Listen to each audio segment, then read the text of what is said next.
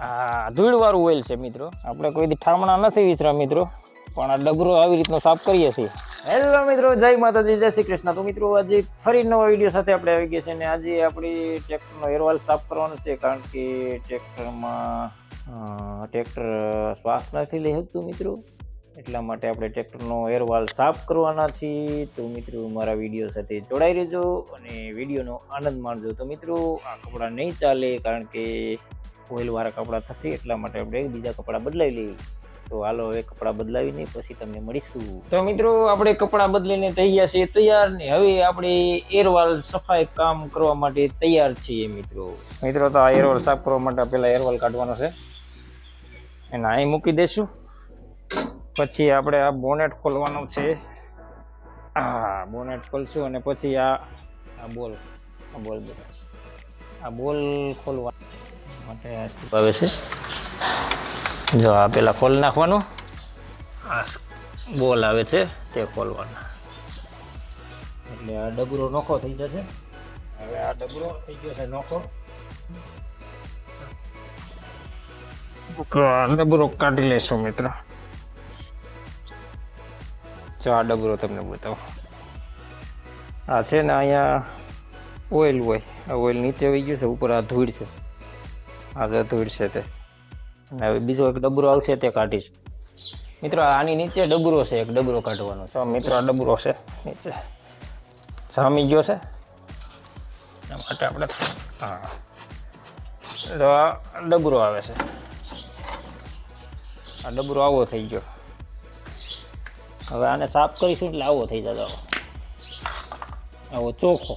અને આ સાફ કરીશું એટલે આવો થઈ જશે. અને હજી મિત્રો હવે આપણે મિત્રો આને સાફ કરવાનું છે. આમાં ઉપર ઓઇલ આવી જાય, નીચે ઓઇલ છે. આ હવે ધૂળ, આ ગારો થઈ ગયો, ધૂળ થઈ ગઈ, આ ધૂળ જમા થઈ ગઈ, તે ઉખેડીશું અને હાવ સફાઈ કામ કરી નાખીશું મિત્રો. આ છે આપણા ગામની નદી. જો આ નદી, આપણે નદીમાં પાણી 3 વખત આવી ગયું છે અને આ વર્ષે પાણી નથી, નકર તો આવા ટાણે પાણી ચાલુ હોય નદીમાં. અને મિત્રો આપણે આ ઓઇલ છે ને અહીં નાખી દેવું, કારણ કે કાળું થઈ ગયું છે અને આ હવે ક્યાંય ચાલશે નહીં.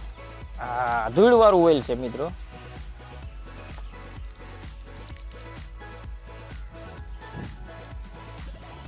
અને મિત્રો આમાં એક નટ આવે છે, જો હવે આને ખોલીશું અને આ બધી ધૂળ છે તેને પણ ઉખેડીશું. નટ ખોલવાની છે, જામી ગઈ છે, એટલા માટે આની હું ખોલશું.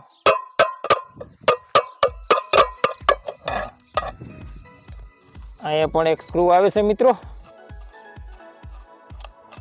આ સ્ક્રૂ આવી અને અહીંયા મૂકી દઈ અને આ ડબરી કાઢ લઈ. તો મિત્રો આટલો ગદડો છે. તો મિત્રો આટલી ધૂળ જામી જતો, પોળા ઉખડતા કરતા. આ પોળા ઉખડે છે. આ ડબરો 15-20 દિવસે સાફ કરવો પડે. ટ્રેક્ટર રોટેટર હાલતું હોય તો તે એક કાતરા સાફ કરવું પડે મિત્રો. રોટેટરમાં હાલતું હોય ટ્રેક્ટર તો એક કાતરા સાફ કરવું પડે, નકર મહિને 15-20 દિવસે સાફ કરીએ તો ચાલે. તો આટલો ગારો નીકળો. હવે આમાંથી પણ ગારો કાઢીએ આપણે, ધૂળ કાઢીએ. આ ડમરી છૂટતી હોય, ધૂળની ડમરી છૂટતી હોય તે હોય. તો અહીંયા તો અહીંયા પોળા પડે. આ ડબરા અઠવાડિયે 10 દિવસે સાફ કરવો જ પડે. રોટેટરમાં હાલતો હોય તો એક કાતરા સાફ કરવો પડે મિત્રો.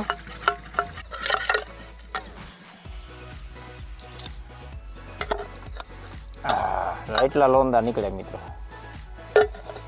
અને મિત્રો આ છે ને આપણે ધૂળ હું સાફ કરવો પડે, કારણ કે આમાં ઓઇલ હોય ને, એટલે ધોઈએ કાંઈ મેળ આવે નહીં, એટલા માટે આપણે ધૂળ હું સાફ કરવો પડે. જો મિત્રો હવે આને આ ધૂળ નાખીશું ડબરો સાફ કરવા. એમ ઠામણા વિસરે એમાં ડબરો સાફ કરવાનો મિત્રો. જો આપણે કોઈ દી ઠામણા નથી વિસરા મિત્રો, પણ આ ડબરો આવી રીતનો સાફ કરીએ છીએ, કારણ કે આમાં પાણી નો કામ કરે, હાબુ એ નો કામ કરે, આમાં ધૂળ જ કામ કરે મિત્રો. જો આ ડબરો થઈ જાય મસ્ત ચોખ્ખો. તો એ રીતનો આપણે ડબરો ચોખ્ખો કરી લેવાનો છે.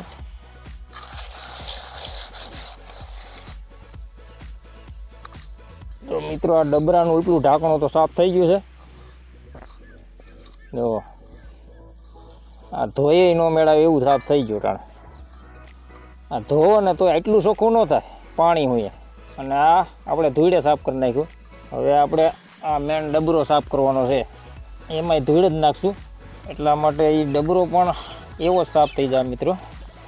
આ ડબરાને આપણે પાણીથી તો ધોવાનું જ નથી. જો રેતી છે ને એની હું સાફ કરવાનો છે, પાણી અડાડવાનું જ નથી. આને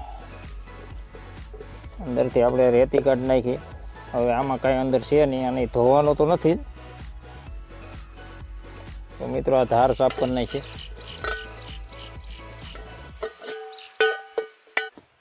તો મિત્રો આ ડબરો અને બે ચોખ્ખા થઈ ગયા છે. હવે આ ડબરા ઢાંકણાને આપણે અંદર નાખી દઈએ. અને આ છે ચાવી, એને સાફ કરી નાખીએ. આવી રીતની સાફ કરવાની છે. તો મિત્રો આ થઈ ગયો ડબરો આપણો તૈયાર.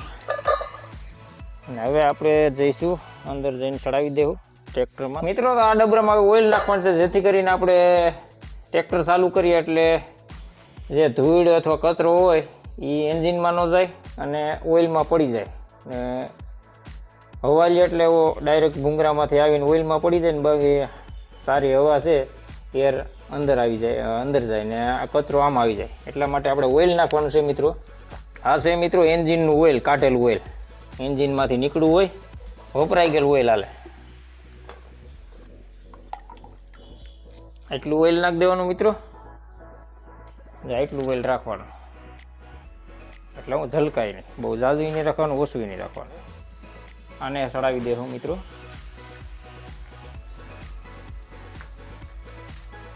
મિત્રો આને આ નીચેના ભાગમાં રાખવાનો અને ઉપરના ભાગમાં રાખવાનો. હવે ચડાવી દઈશું.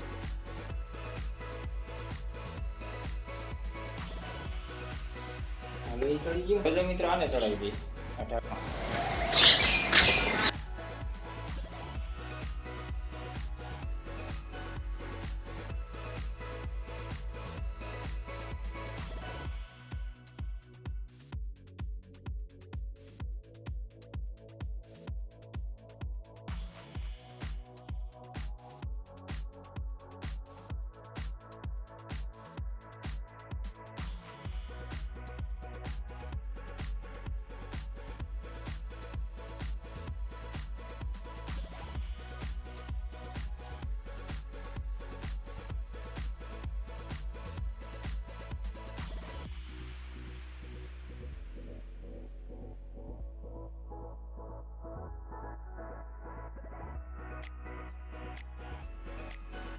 તો મિત્રો આમાં કંઈ માથાકૂટ છે નહીં.